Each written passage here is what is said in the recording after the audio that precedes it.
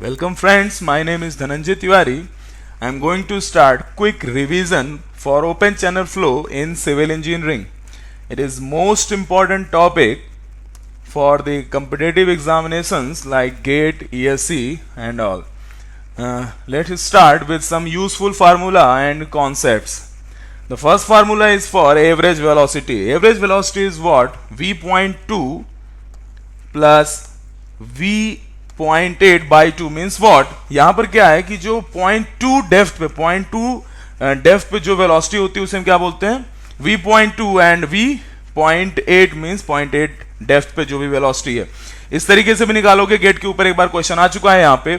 और दूसरा है V एवरेज निकालने का. वो क्या होता है? K into V surface. जो सरफेस पे वेलोसिटी होती है उससे हम K से मल्टीप्लाई कर दें तो ये वैल्यू निकल के आ जाएगी. K is equal to 0.8 to 0.95 constant है, वेरी टू टाइप चैनल. तो सबसे पहले जो वेलोसिटी डिस्ट्रीब्यूशन था वो आप जानते हो, मैक्सिमम पहले जीरो से स्टार्ट होगा और एक पॉइंट पे मैक्सिमम होता है और सरफेस पे एटमॉस्फेरिक रेजिस्टेंस के कारण कुछ कम हो जाता है और उसका एवरेज हम ऐसे निकालते हैं. The next term is alpha. Alpha means kinetic energy correction factor. ये क्या होता है? Kinetic energy due to actual velocity divided by kinetic energy due to, यहां पर क्या है? Average velocity. Next is beta. Beta means momentum.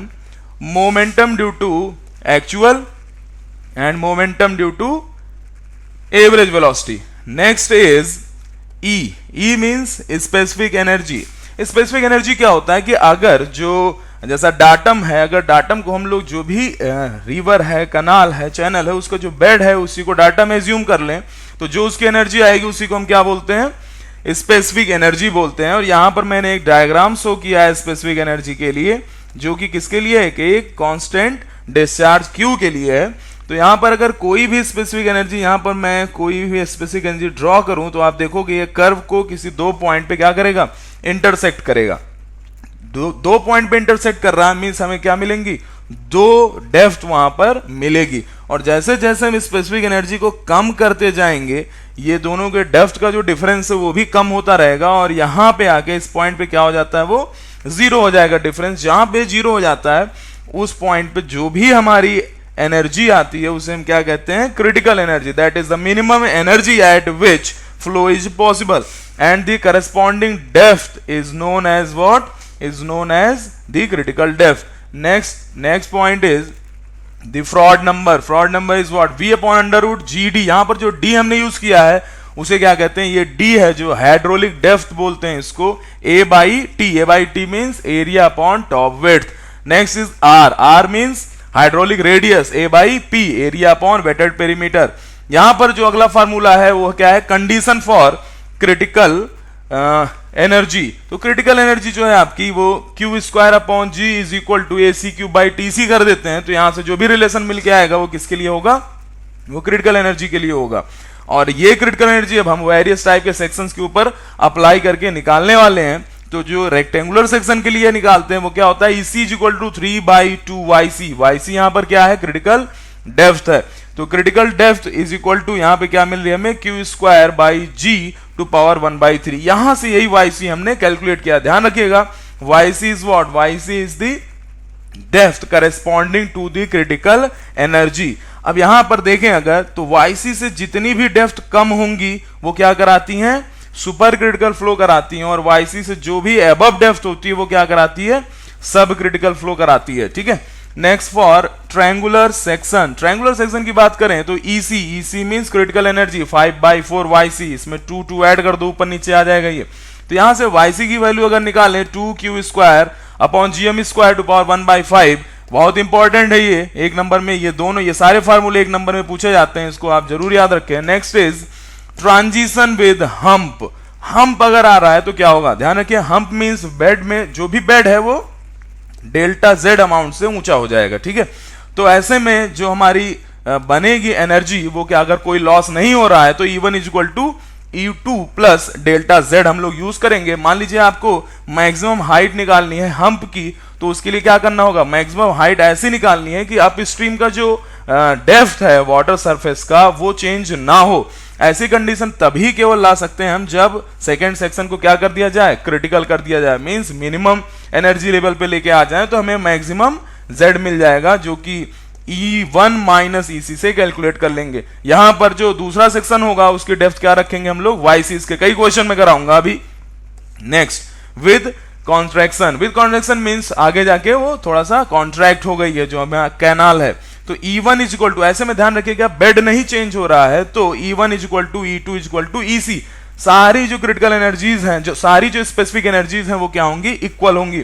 और ऐसे हमें निकालना होता है B2 मिनिमम, जिसका मैं न्यूमेरिकल वर्क करवाऊंगा। तो अगर कोई डेप्थ, कोई भी विड्थ B2 मिनिमम से कम है तो ऐसी सिचुएशन में वो क्या कॉज करेगी, अप स्ट्रीम की डेप्थ को चेंज कर देगी। Next one is section factor. Section factor क्या होता है, Z is equal to A under root A by T। यहां पर अगर हम लोग ये फार्मूला है, इसको याद कर लेना, सीधा क्वेश्चन भी आ सकता है इसके ऊपर। Y is equal to YC अगर पुट कर दे तो ZC क्या आ जाएगा, AC under root AC by TC। इसको और चेंज करेंगे तो क्या फार्मूला बन जाएगा, Q upon under root G। अब शुरू करते हैं हम लोग। Next is uniform flow. Uniform flow में जो सबसे पहला फार्मूला हम लोग याद करेंगे वो क्या है, boundary shear stress is equal to what, tau naught is equal to gamma RS naught. सीधा सीधा फार्मूला, इसके ऊपर एक नंबर क्वेश्चन आ जाएगा। Next one is Chezy's formula, V is equal to C under root RS naught. यहां पर C की वैल्यू अगर निकालें हम तो क्या हो जाएगी वो, under root 8G by F। यहां पर मैनिंग्स इक्वेशन गिवन है हमें, V is equal to 1 by N R to power 2 by 3 S to power 1 by 2। अगर इसमें A से मल्टीप्लाई कर दें तो A इंटू V क्या होता है, डिस्चार्ज, और हमें डिस्चार्ज कैलकुलेट हो जाएगा। और यहां पर जो C है और V है, ये यहां पर जो C हमने यूज किया और N यूज किया है, ये दोनों कॉन्स्टेंट्स हैं, लेकिन ये डायमेंशनलेस नहीं है। तो कभी कभी ऐसा क्वेश्चन आ जाता है, which of the following is a dimensionless. तो हम लोग क्या सोचते हैं कि ये कॉन्स्टेंट्स है तो डायमेंशन लेस होंगे और गलत कर देते हैं। ध्यान रखिएगा, इनकी यूनिट्स होती हैं efficient channel section. Efficient channel section क्या होता है, ऐसा सेक्शन जिसके जो भी एक कांस्टेंट एरिया के लिए पेरीमीटर लीस्ट हो, उसे हम लोग क्या बोलते हैं, एफिशिएंट चैनल, क्योंकि ये मैक्सिमम डिस्चार्ज देगा। और यहां पर dp बाई dy अगर हम लोग करें, means perimeter wetted perimeter by ये dy करें, तो हमें क्या मिल जाएगा, ये इसके मिनिमम की कंडीशन होगी। और यहां से जो रिजल्ट्स आते हैं वो पर्टिकुलर सेक्शंस के लिए जो मिलेंगे, हमें उसको याद रखना बहुत ज्यादा जरूरी है। तो सबसे पहला है रेक्टेंगुलर सेक्शन, उसके लिए जो हमारी BE मींस इफिशिएंट चैनल की जो विड्थ है वो क्या निकल के आती है, 2YE। और RE की वैल्यू क्या हो जाती है, YE बाई 2। हो सकता है आपको विड्थ पता हो और आपसे RE पूछे तो आप पहले YE निकालोगे फिर YE बाई 2 कर दोगे यहां से। Next for triangular section, 1 in M। 1 in M की वैल्यू कितनी हो जाती है, 1 in 1 मींस M हो जाएगा 1, और जो हमारा थीटा आता है वो कितना आता है, 45 डिग्री। 45 डिग्री। और यहां पे क्या है, हमारा जो वर्टेक्स एंगल टोटल 2 थीटा है वो कितना होता है, 90 डिग्री। और जो RE की वैल्यू आती है YE अपॉन 2 रूट 2। इंपॉर्टेंट है, ये भी पूछा गया क्वेश्चन है। Next trapezoidal section. Trapezoidal section के लिए अगर बात करें तो थीटा कितना आ जाता है आपका, 60 डिग्री, या उसको हम क्या कह सकते हैं, M की वैल्यू क्या है, 1 बाई रूट 3। और जो RE की वैल्यू निकल के आती है that is same as rectangular section and it is YE by 2। याद करने के लिए बता दे रहा हूं, एक हेक्सागन बनाओ और हेक्सागन में यहां कितना होता है, 120 डिग्री, तो यहां वैल्यू कितनी आ जाएगी, 60 डिग्री। सिमिलर है ट्रेपेजॉइडल सेक्शन, जो मोस्ट इफिशिएंट होता है वो हाफ हेक्सागन बनाता है। सर्कुलर चैनल की बात करें तो यहां पर जो टोटल एंगल आएगा वो क्या है, 302 डिग्री 22 मिनट। और जो डेप्थ आती है मोस्ट इफिशिएंट के लिए वो है 0.938D। याद कर सकते हैं इसको, ये एक नंबर में पूछ लिया जाएगा एग्जामिनेशंस में। Next is GVF, gradually varied flow. क्या होती है, जब हमारी डेप्थ जो है वो ग्रेजुअली चेंज होने लगे तो उसको हम क्या बोल देते हैं, GVF बोलते हैं। फार्मूला जो इसका डेरिवेट करते हैं हम लोग, इसे बोलते हैं इसका differentiation form, dy by dx is equal to S naught minus SF upon 1 minus Q square T upon GA cube है। इसने कुछ और भी फॉर्म्स हमने दिखाई है कन्वेयांस और सेक्शन फैक्टर के टर्म्स में। यहां पर नॉर्मल डिस्चार्ज और क्रिटिकल डिस्चार्ज के भी टर्म्स में दिखाया है। यहां नॉर्मल डेप्थ और क्रिटिकल डेप्थ फार्मूला एक बार देख लें तो याद हो जाएगा ये। और इसके साथ ही हम बढ़ते हैं नेक्स्ट पे, जो कि हमारा कितने टाइप के स्लोप हो सकते हैं किसी ग्रेजुअली वेरिड फ्लो में। तो सबसे पहला आता है हमारे, जिसे हम लोग क्या बोलते हैं, माइल्ड स्लोप। माइल्ड स्लोप कब मिलेगा हमें, जब नॉर्मल डेप्थ क्रिटिकल डेप्थ से ज्यादा हो जाए। अगर NDL means normal depth line, critical depth line means CDL से ऊपर लाई करती है तो क्या होता है, वो माइल्ड स्लोप होता है। इसके न्यूमेरिकल आएंगे अभी। यहां पर ध्यान दीजिएगा, अगर ये जो हमारी डेप्थ है ये क्रिटिकल डेप्थ से ज्यादा है, तो मैंने अभी प्रीवियसली बताया था जब हम लोग स्पेसिफिक एनर्जी कॉन्सेप्ट देख रहे थे, अगर ये ज्यादा हो, Yn अगर ज्यादा होता है तो कैसा फ्लो होता है, हमें सब क्रिटिकल फ्लो मिलके आता है। और उसी तरह अगर स्टीप स्लोप की बात करें तो यहां पर क्या हो गई, अब की बार CDL means critical depth line YC greater है Yn से। अगर YC ग्रेटर मींस Yn उसके नीचे लाई कर रहा है, और अगर YC से कम डेप्थ पे फ्लो होता है तो क्या बोलते हैं उसको, हम लोग सुपर क्रिटिकल फ्लो बोलते हैं। Next is critical slope. Critical slope में दोनों क्या हो जाएगा, इक्वल हो जाएगा। नेचुरली ये ज्यादा बहुत कम टाइम के लिए होता है, और ऐसे में हम कहेंगे चूंकि दोनों वैल्यूज इक्वल है तो क्या बोला जाएगा, इसको क्रिटिकल फ्लो बोला जाएगा। अब बात करते हैं हॉरिजॉन्टल बेड की। हॉरिजॉन्टल बेड मींस क्या होता है, बेड स्लोप जीरो है। ध्यान रखिएगा, बेड स्लोप जीरो है तो यूनिफॉर्म फ्लो हो ही नहीं सकता, यूनिफॉर्म फ्लो पॉसिबल नहीं है, और ऐसे में हम क्या कहते हैं इसको, can not sustain uniform flow. Adverse slope क्या होता है, जब स्लोप हमारा क्या हो जाए, निगेटिव हो जाए, तो ऐसे में ये भी एक कंडीशन है, यहाँ पे भी यूनिफॉर्म फ्लो पॉसिबल नहीं है। क्यों, डेप्थ चेंज हो जाएगी। अगर डेप्थ चेंज हो रही तो यूनिफॉर्म फ्लो नहीं रह जाएगा। यहां पर माइल्ड स्लो को किसे दिखाते हैं, M steep S, critical C, horizontal bed H, adverse A। यहां पर आपने देखा सब में दो फैक्टर्स दिए गए हैं, ये अंदर उनके रीजन। सबसे पहले मैं माइल्ड स्लोप के बारे में बताऊंगा। पहले हम ऐसे एज्यूम कर लेते हैं कि ये माइल्ड स्लोप है। माइल्ड स्लोप मींस यहां पर ये जो क्राइटेरिया हमारा Yn is greater than Yc, तो Yn कहीं यहां पे अगर हम माने मींस NDL यहां पे अगर माने तो CDL कहां लाई करेगी, उसके नीचे लाई करेगी। ठीक है, तो ऐसे में जो यहां रीजन है सबसे टॉप पे, मान लीजिए यहां पे हमारी जो भी एक्चुअल डेप्थ है वो यहां कहीं लाई कर रही है, तो उसे हम वन रीजन में बोलेंगे। इसके दोनों के बीच में है तो टू रीजन बोलेंगे, इन दोनों के बीच में है तो उसको हम लोग थ्री रीजन बोलते हैं। और नाम क्या रखते हैं इसका, one means M1, two means M2 and three means M3। In similar case अगर यहां पर यही स्लोप क्या बन जाए, स्टीप हो जाए, तो थोड़ा चेंज आएगा, वो आपको दिखाता हूं। अब की बार NDL क्या हो गई, छोटी हो जाती है, किससे, CDL से। और ऐसी सिचुएशन में ये हुआ हमारा region 1, 2 and 3 means S1, S2 and S3। Similar अगर क्रिटिकल स्लोप की बात करें तो क्रिटिकल स्लोप में क्या होगा, दोनों सेम है। NDL और CDL क्या कर रही हैं, एक ही पॉइंट पे लाई कर रही हैं। तो यहां पर जो टू रीजन था हमारा वो हमें नहीं मिल पाएगा। हमें कौन सा रीजन मिलेगा, केवल 1 एंड 3। तो यहां पे इसको हम लोग क्या बोलते हैं, C1 and C3। Horizontal bed और एडवर्स में बिल्कुल सिमिलर फॉर्मेशन होता है, क्योंकि यहां पर NDL होती ही नहीं है। नॉर्मल डेप्थ लाइन कहीं इनफाइनाइट पे जाके मिलती है हमें, या हम कहें मिलती ही नहीं, हमें केवल CDL मिलेगा। और अगर CDL है तो CDL के ऊपर को क्या बोलते हो आप, रीजन 2, और नीचे क्या बोलते हैं, रीजन 3। तो यहां पर जो प्रोफाइल मिलेगी वो मिलेगी S2 और S3। अब बात करते हैं कि ये जो प्रोफाइल्स हैं वो कब फॉर्म होगी। आपके क्वेश्चन आएगा कि एक फ्लो हो रहा है और उसकी कुछ सिचुएशंस गिवन होंगी, और आपसे बताएगा किस टाइप का फ्लो हो रहा होगा। तो मैं एक जनरल आइडिया आपको देता हूं जो हर जगह एप्लीकेबल होगा। ध्यान रखिएगा, अगर कहीं भी फ्लो हो रहा है, कहीं से भी फ्लो हो रहा है, सबसे पहले आपको गिवन होगा कि वो स्टीप स्लोप पे है कि माइल्ड पे है। तो ऐसे में अगर फ्लो के पाथ में कोई रेजिस्टेंस आ जाता है, कोई ऑब्स्ट्रक्शन आ जाता है, ठीक है, जैसे आपके वियर कंस्ट्रक्ट हो गई है, डैम कंस्ट्रक्ट हुआ है, तो ऐसी सिचुएशन में हमेशा और हमेशा कौन सी प्रोफाइल बनेगी, वन प्रोफाइल। अब वो स्टीप पे है तो S1 फॉर्म होगी, अगर माइल्ड पे है तो क्या फॉर्म होगी, M1। ध्यान रखिएगा, अगर फ्लो में रेजिस्टेंस आता है तो हमेशा कौन सी प्रोफाइल बन के आती है, 1। अब बात करते हैं टू प्रोफाइल कब बनती है। मान लीजिए कोई स्टीप या माइल्ड या क्रिटिकल स्लोप मूव कर रहा था और यहां पे क्या आ जाता है, पॉन्ड, और पॉन्ड आ गया यहां पे, तो यहां क्या होगा, जो भी फ्लो है वो क्या करेगा, ड्रॉप करेगा यहां पे। तो कोई भी ऐसा क्वेश्चन आता है जहां पे आपको लगता है कि फ्लो क्या कर रहा है, ड्रॉप में जा रहा है, गिर रहा है फ्लो, ऐसी सिचुएशन में हमेशा क्या बनेगा, ट्रू प्रोफाइल बन के आएगी। माइल्ड स्लोप हुआ तो M2, स्टीप हुआ तो S2।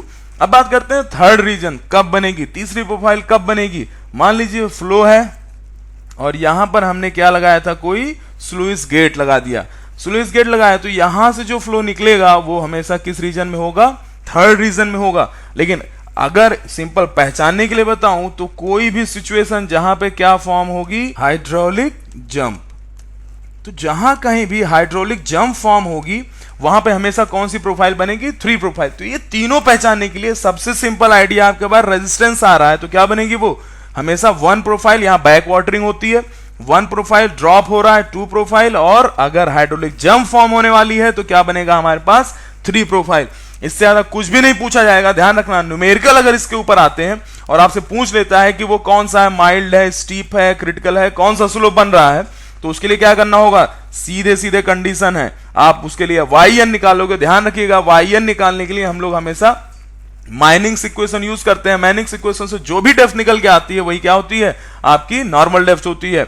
yc कैसे कैलकुलेट करोगे, yc कैलकुलेट कर मैंने अभी बताया आपको, हम लोग कंडीशन यूज करेंगे। जैसे रेक्टेंगुलर के लिए क्या होता है, Q square by g to power 1/3, इस तरीके से जो फार्मूले बताए गए अभी पहले आपको, वो यूज करके yc कैलकुलेट करोगे। फिर इन रिलेशन से चेक करेंगे, जो भी रिलेशन एग्जिस्ट करेगा उसके हिसाब से वो स्लोप डिफाइन होगा। मैं क्वेश्चन इसके ऊपर तुरंत अभी कराने वाला हूं। Next and most important topic in OCF is what, the hydraulic jump. Hydraulic jump सबसे ज्यादा इंपॉर्टेंट टॉपिक है जो आपका, वो हाइड्रोलिक जंप है OCF में। हाइड्रोलिक जंप कब फॉर्म होती है, जब सुपर क्रिटिकल फ्लो क्या करे, सब क्रिटिकल फ्लो में कन्वर्ट हो जाए। Mean super critical flow meets सब क्रिटिकल फ्लो। यहां पर जो दोनों डेप्थ मिलेंगी पहले और बाद में, प्री एंड पोस्ट, उसे हम क्या बोलते हैं, y1 एंड y2, उसे हम बोलते हैं सीक्वेंट डेप्थ। यहां पर जो यूज करेंगे इक्वेशन से हम कहते हैं momentum equation, F1 minus F2 is equal to M2 minus M1, F is equal to what, rho g A y bar, M is equal to rho Q V. तो अगर कोई क्वेश्चन इसके ऊपर आता है तो फार्मूले में रख के आप कैलकुलेट कर लोगे। इसी फार्मूले को जो रखते हैं हम लोग और सीक्वेंट डेप्थ रेशियो कैलकुलेट करते हैं, बहुत ज्यादा most important, y2 by y1 is equal to half minus 1 plus under root 1 plus 8 F1 square. और दूसरा ये फार्मूला भी यूज हो जाता है, y1 y1 plus y2 is equal to 2yc cube. ध्यान रखिएगा ये दोनों फार्मूले इसमें बनाए गए हैं और रेक्टेंगुलर चैनल के लिए ही केवल है। Next one is classification of hydraulic jump. Important है, याद करना आसान है इसको। सबसे पहले जो फॉर्म होती है, सबसे जो छोटी होती है, उसे क्या कहते हैं हम लोग, अंडुलर जंप बोलते हैं। यहां पर जो हमारा फ्रॉड नंबर है वो 1 to 1.7 के बीच में है। जो हेड लॉस हो रहा है वो लगभग 0 होता है, नियरली 5%। तो वीक जंप नेक्स्ट है हमारा 1.7 to 2.5 तक हमारी होती है फ्रॉड नंबर। और जो हेड लॉस मिल रहा है वो कितना मिल रहा है, 5 to 18%। ऑसिलेटिंग जंप उससे थोड़ा ज्यादा हाई हो गई, फ्रॉड नंबर वेरी करेगा 2.5 to 4.5 और हेड लॉस कितना हो गया 18 to 45%। इसमें पूछ लेता है कि अगर ऑसिलेटिंग जंप है तो फ्रॉड नंबर की रेंज कितनी होगी, इसलिए इसको याद रखना जरूरी है। स्टडी जंप, स्टडी जंप में फ्रॉड नंबर कितनी होती है 4.5 to 9.0 और लॉस अबाउट 70% तक हो जाता है। स्ट्रॉन्ग और चॉपी जंप फ्रॉड नंबर 9 से भी ग्रेटेड है, सबसे ज्यादा इसी में है। और यहां पर लॉसेस भी आपके कितने हो जाएंगे, 70% तक के लॉस हैं। चेंज इन जो सीक्वेंट डेप्थ रेशियो आ रहा है वो 12 हो रहा है, तो ये सबसे ज्यादा लॉस कराती है। तो ध्यान रखिएगा, हाइड्रोलिक जंप को एनर्जी डेसिपेटर के रूप में यूज करते हैं, इसीलिए क्योंकि इसमें हेड लॉस बहुत ज्यादा होता है। और ये जो लॉसेस हुए उसके साथ साथ कहीं एरिएशन करना हुआ, केमिकल मिक्सिंग करनी हुई, इन सब में हम लोग हाइड्रोलिक जंप को यूज करते हैं। Next is energy loss. तो जो एनर्जी लॉस है वो कितना हो रहा है आपका y2 minus y1 whole cube upon 4y1 y2। Most important formula, लगभग बार एग्जाम में पूछा गया है। Next is concept of surge. Surge क्या होती है, तो सर्ज अभी फॉर्मेशन सर्ज का बताने वाला हूं, पहले जान लेते हैं कितने टाइप्स की सर्ज होती हैं। तो हमारे पास 2 टाइप की सर्ज हैं। पहला है पॉजिटिव सर्ज।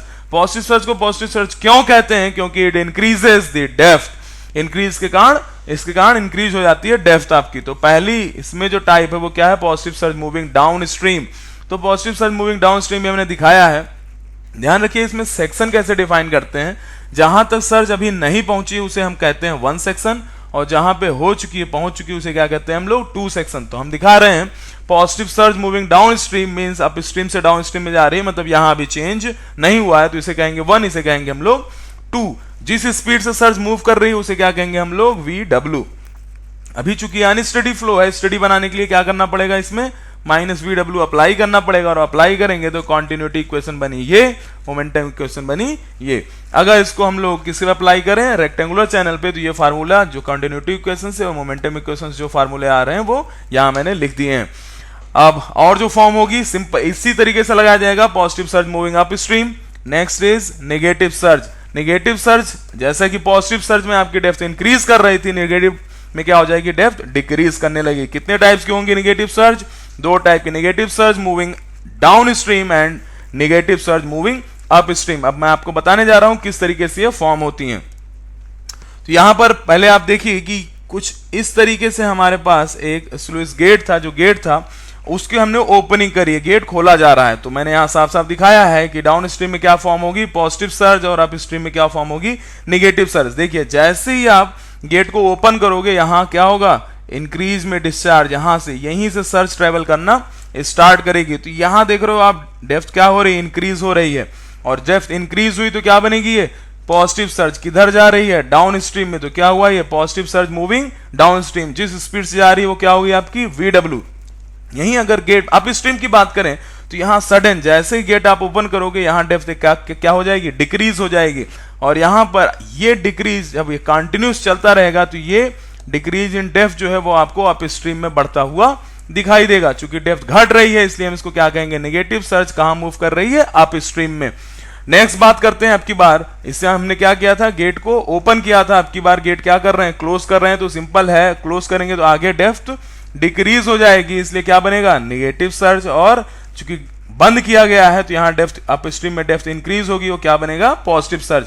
यहां पर सर्ज किधर मूव कर रही है, डाउन स्ट्रीम में मूव कर रही है, तो क्या बनी है, negative surge moving down stream. और इधर क्या होगी, चूंकि जब कंटिन्यूअस ये बंद रहेगा तो धीरे धीरे डेप्थ इंक्रीज करते हुए अप स्ट्रीम की तरफ जाएगी, और क्या बनेगा, ये positive surge moving up stream.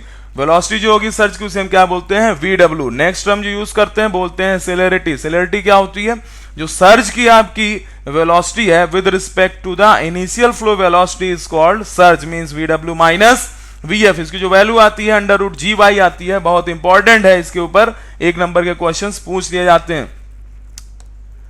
बात करते हैं न्यूमेरिकल्स की, तो पहले एक सिंपल न्यूमेरिकल सॉल्व करते हैं। यहां पर दिया गया है discharge is 8 cumec, then the specific energy. Specific energy क्या होती थी, सबसे पहले बताया था इसको, y + v²/2g। डिस्चार्ज कितना दे रखा है, 8 मीटर क्यूब पर सेकेंड। अगर हम ध्यान दें जो हमारे पास फिगर गिवन है, यहाँ पे विड्थ कितनी दे रखी है, 6 मीटर, और जो हमारा साइड स्लोप है वो 1:1 का गिवन है, डेप्थ है 2 मीटर। सबसे पहला काम करो, गिवन डाटा लिख दीजिए। तो सारे गिवन डाटा हमने लिखे हैं। एरिया हमें क्या चाहिए, वेलोसिटी, क्योंकि डेप्थ में डायरेक्ट गिवन है। वेलोसिटी क्या होती है, Q/A। तो पहले A निकाल लें। तो ट्रेपेजॉइडल सेक्शन के लिए क्या होता है, B + my × y। यहाँ पे सारी वैल्यूज हमें पता है, पुट किया A की वैल्यू y, पुट किया है V की वैल्यू कितने आ गई, 0.5, और स्पेसिफिक एनर्जी के फार्मूले पे इसको हमने पुट किया, जो वैल्यू आई वो 2.01 metre.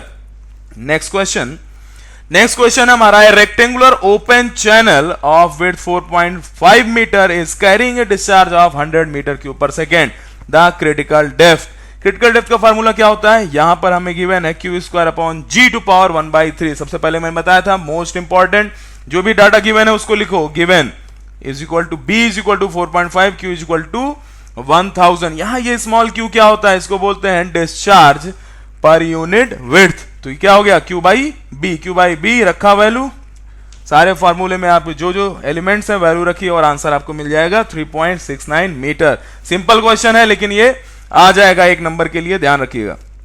Next is the flow rate in wide rectangular. यहां पहली चीज ध्यान दीजिए, क्या दे रखा है, वाइड रेक्टेंगुलर चैनल।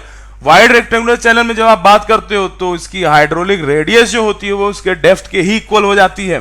तो जहां पे आधा क्वेश्चन लगाते टाइम यही परेशान रहोगे आर कैसे कैलकुलेट किया जाए, लेकिन यहां ध्यान दीजिएगा क्या दिया है, वाइड रेक्टेंगुलर चैनल, तो आर डायरेक्ट कितना हो जाएगा, y।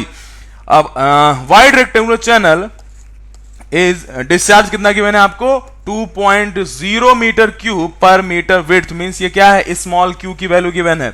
The channel bed slope is 0.002, the Manning's roughness constant coefficient is 0.012, the slope of the channel is classified as. तो वही क्वेश्चन आया जो मैंने आपको बताया था, हमें पूछा है कौन सा स्लोप होगा, माइल्ड है, स्टीप है, क्रिटिकल है। क्या निकालना होगा इसके लिए, YC एंड YN। और वो कैसे कैलकुलेट होते हैं मैंने बताया था, YN निकालने के लिए जो मैनिंग्स फार्मूले से जो भी डेप्थ निकल के आती है उसे हम क्या बोलते हैं, YN बोलते हैं। और क्रिटिकल एनर्जी कॉन्सेप्ट में जब हम रखते हैं उससे हमें YC कैलकुलेट होता है। तो यहां पर गिवन डाटा लिख लेते हैं, क्या दिया है, discharge per unit width Q is equal to 2, S0 0.002, N 0.012, और यहां पर Manning's equation Q is equal to 1/n A R/2/3 √S0। A की वैल्यू क्या होगी, रेक्टेंगल है, B × Y। R की वैल्यू क्या होगी, वाइड है, वाइड रेक्टेंगुलर चैनल है, R is equal to Y again. यहां पर सारी वैल्यूज अगर हमें पुट करें तो केवल yn ही अननोन है और इसकी वैल्यू आप निकल के लेके आएंगे, कितना हो गई वो 0.688 metre. Now the critical depth, channel कैसा है रेक्टेंगुलर, क्या होता है फार्मूला q²/g⁻³ वैल्यूज पुट करिए, वैल्यू कितनी आ गई 0.934। यहां से चेक करो कौन ज्यादा है, बी, cc इज गिवन 0.9। ध्यान दीजिए क्या दिया है, पार्सली ओपन स्लुइस गेट, जो यहां से मतलब हमें वो यहां है the tail water depth. Tail water depth means section 2 की बात कर रहा है, यहां पर हाइड्रोलिक जंप फॉर्म होने के बाद की बात करी जा रही है। मींस जो डेप्थ गिवन है वो कितनी होगी, y2 हमें गिवन है और जो फ्रॉड नंबर गिवन है वो क्या है, f2 हमें गिवन है। ठीक है, अब पूछा है ओपनिंग, तो हमने यहां पे गिवन डाटा में क्या लिखा, f2 और y2 की वैल्यू लिखा। तो अगर आपको हाइड्रोलिक जंप है तो सबसे पहले जो फार्मूला आप लिखोगे वो क्या होगा, सीक्वेंट डेप्थ रिलेशनशिप। तो यहां से सीधे सीधे क्या मिल जाएगी आपको, y1 की वैल्यू मिल जाएगी और y1 जितना होगा उतनी ही डेप्थ में उतनी ही ओपनिंग देनी होगी, किसमें, गेट में, कि वहीं से पानी निकल रहा है। तो y1 यहां से फॉर्मूले में y1 की वैल्यू पुट करते हैं तो वो कितना निकल के आ गई 0.62 मीटर। लेकिन हमें एक कांस्टेंट भी गिवन है, कोएफिशिएंट ऑफ कॉन्ट्रैक्शन, अगर उससे हम डिवाइड कर दे तो एक्चुअल जो हमारे पास डेप्थ होगी वो निकल के आ जाएगी कितनी, 0.69 मीटर। ध्यान रखिएगा हाइड्रोलिक जंप के क्वेश्चन अगर है, अगर एक डेप्थ आपको पता है तो ये फार्मूला आप जरूर यूज कर लीजिएगा, क्योंकि हो सकता है क्वेश्चन कुछ भी कह रहा हो लेकिन आंसर इसी से निकल के आ जाएगा। A steep wide rectangular channel takes off from a reservoir having an elevation of 101.2 meter. At the entrance, the bottom elevation of channel is 100 meter if the slope of the channel is increased by 4%, the discharge per unit length in the channel will be। बहुत ही famous question है, इसमें पूछा जाता है आपसे कोई भी फार्मूले में, कभी भी ये फार्मूला यूज होगा, बता रहा हूं ये तरीका जो मैं यूज करूंगा, कभी भी कोई एलिमेंट अगर फार्मूले का परसेंटेज इंक्रीज कर रहा है तो ऐसे में आप क्या करोगे, उसका पहले फार्मूला लिखिए। जैसे कि मैंने यहाँ पे वाइड रेक्टेंगुलर चैनल था तो आर की वैल्यू क्या रख दी, y, और ये फार्मूला बनाया। अब जैसे ये फार्मूला आपका बन जाए, अब देखिए क्या चेंज कर रहा है, तो इसने कौन सी चीज चेंज करी थी, बेड स्लोप चेंज करा था। तो हमने क्या कहा, q प्रोपोर्शनल टू √s0। कभी भी अगर यहाँ पे y चेंज किया होता तो हम क्या करते, q प्रोपोर्शनल y⁵/3, जो भी चेंज करे उसके बाद इसका क्या लेंगे हम लोग, पार्शियल डिफरेंशिएशन। हमने इसका किया पार्शियल डिफरेंशिएशन और इसको डिवाइड करिए, डिवाइड करने से ये कुछ इस तरीके से आ जाएगा। अब यहां पे क्या करना है, चूंकि हमें परसेंटेज इंक्रीमेंट दिया है तो इसको 100 से क्या कर दिया जाए, मल्टीप्लाई कर दिए। अब 100 से मल्टीप्लाई करने के बाद देखिए ये वैल्यू टोटल क्या है, percentage change in the bed slope. तो ये वैल्यू अगर हम 4 यहां पे पुट करें तो percentage change in the discharge वो निकल के आ जाएगा। ये अगर डेप्थ में गिवन होता तो आप डेप्थ के लिए पार्शियल डेरिवेटिव इसका लेते। तो ये कई टाइप के क्वेश्चन इस तरीके से आते हैं, लेकिन फार्मूले में जो एलिमेंट चेंज करने को बोलेगा आप उसी के रिस्पेक्ट में उसका पार्शियल डिफरेंशिएशन कर देंगे। Next, the height of hydraulic jump in the settling pool of 1:25 scale model was observed to be 10 centimeter. The corresponding prototype height of the jump is। तो ये मॉडल प्रोटोटाइप का question है, height of the jump क्या होती है, y2 minus y1, कितना दिया है 10 सेंटीमीटर मींस 0.1 मीटर। स्केल क्या होती है, यहां दिया है 1:25, 1:25। तो ये होती क्या है, ये होती है length of model upon length of prototype. तो यहां जो हमें निकालना है वो क्या है, लेंथ ऑफ प्रोटोटाइप है। तो सिंपल आप साइड चेंज करिए, आपको आंसर मिल जाएगा 2.5 metre. Next question is a rectangular channel 1.5 metre wide carries a discharge of 5 metre cube per second at a depth of 1.5 metre. At a section the channel undergo transition to a triangular section of side slope 2 horizontal is to 1 vertical. Assume zero energy loss at the transition।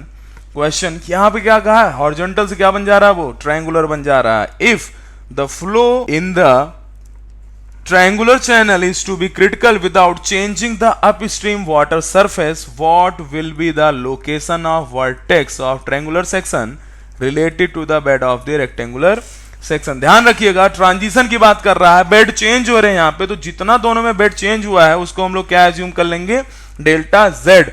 उसके बाद जो hump वाला formula है वही formula, जहां कहीं भी depth change हो रही हो, जहां भी कहीं बेड चेंज हो रहा होगा तो वहां पे हम लोग हमेशा हम्प वाले फार्मूले का ही यूज करते हैं। तो देखिए गिवन डाटा क्या है, विड्थ हमें दे रखी थी 1.5 मीटर, निकाल लिया। डिस्चार्ज कितना दे रखा है, 5 मीटर क्यूब पर सेकेंड, और जो डेप्थ है शुरुआत की वो क्या है, 1.5 मीटर। मैंने कहा डेल्टा जेड जो है हमारा वो दोनों में डिफरेंस है बेड में, जो हमारा रेक्टेंगल और ट्रायंगुलर चैनल है। Delta Z is the difference between the bed of rectangular and triangular channel. Then what, E1 is equal to EC plus delta Z. ध्यान रखिएगा अगर आप स्ट्रीम के सरफेस में चेंज नहीं हो रहा है तो जो भी मिनिमम एनर्जी पॉसिबल है वो क्या है, हमारी EC। तो हम EC का यहाँ पे यूज करेंगे। अब E1 क्या होता है, specific energy Y1 plus V1 square upon 2G। यहां पर ये सारे एलिमेंट्स हमें गिवन है। अब बात करते हैं EC की। EC सेकंड सेक्शन के लिए यूज होगा, और सेकंड सेक्शन कैसा हमारा, ट्रायंगुलर है। ट्रायंगुलर के लिए EC क्या हो जाता है, 5/4 YC, और YC की वैल्यू क्या होती है, 2Q square upon GM square to power 1/5। यहां से सारे डाटा आपको पता है, केवल जो नहीं पता वो क्या है, डेल्टा Z कैलकुलेट हो जाएगा, और वैल्यू आ रही है 0.754 metre. Next question is what will be the drop or rise in the water surface at the transition. तो ध्यान रखिए पहले Y से जो 1.5 मीटर से हमारा फ्लो हो रहा था, अब ट्रायंगल करने के कारण जब हमने ट्रायंगल किया तो सेकंड सेक्शन क्या हो गया हमारा, क्रिटिकल सेक्शन बना दिया हमने। तो वहां पे जो करस्पॉन्डिंग डेप्थ होगी वो क्या होगी हमारी, YC। तो मींस पहले Y1 था, अब हो गया YC, तो चेंज कितना हो गया, Y1 माइनस YC। ये वैल्यू कैलकुलेट कर लेंगे, कितनी आ रही है, 0.45। Next question is a rectangular channel 6 meter wide carries a discharge of 16 meter cube per second under uniform flow condition with normal depth of 1.6 meter, Manning's n is 0.015. The first question is the longitudinal slope of the channel is।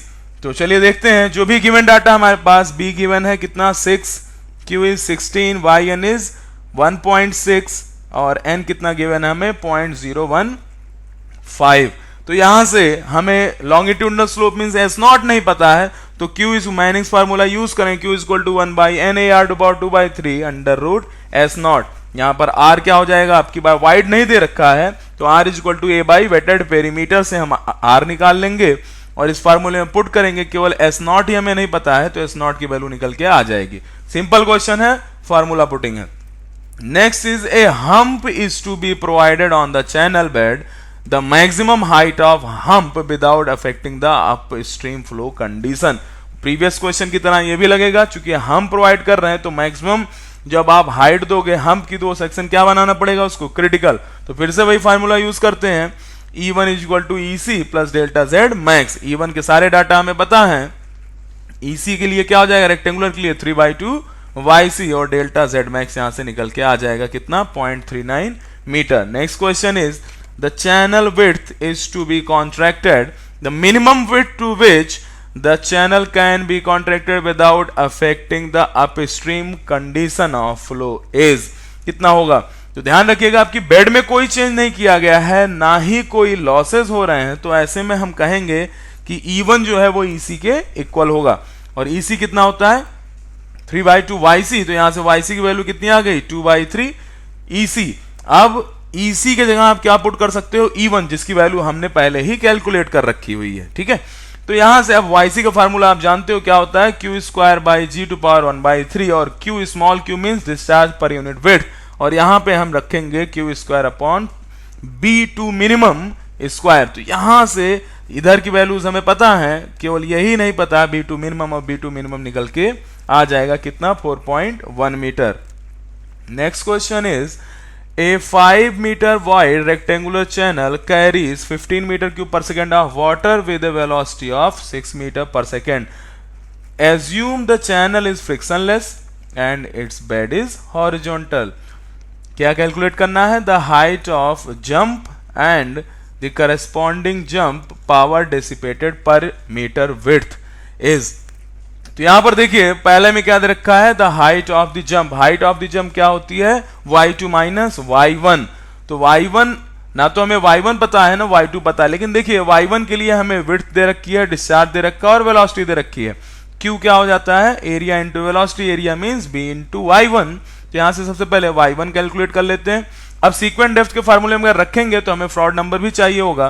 तो fraud number क्या होता है, v upon under root जी Y. Rectangular channel के लिए hydraulic depth ही y होती है। यहाँ फार्मूले में पुट करके हमने फ्रॉड नंबर कैलकुलेट कर लिया।